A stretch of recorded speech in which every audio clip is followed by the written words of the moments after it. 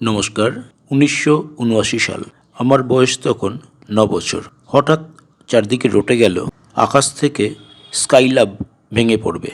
এই স্কাইল্যাব হলো আমেরিকার তৈরি প্রথম স্পেস স্টেশন। আমি তখন হুগলি জেলার ভদ্রেশ্বরে থাকি। সবাই উৎকণ্ঠায় আছে কখন কার বাড়িতে এসে ভেঙে পড়ে। আমার পাড়াতে অনেকগুলো টালির বাড়ি ছিল।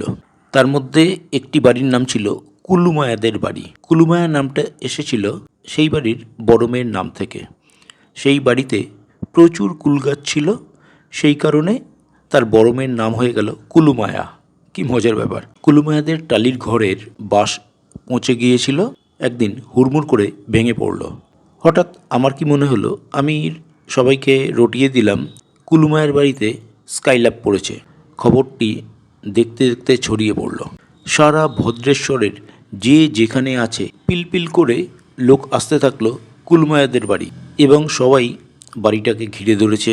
বাড়ির ভেতরে গিয়ে উকি মারছে, ঘরে উকি মারছে, কোথায় স্কাইল্যাব।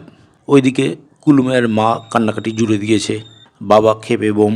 একটা বাড়ি ভেঙে পড়েছে, তার টালিফালিগুলো ভেঙে পড়েছে, আর্থিক অবস্থা খুবই খারাপ।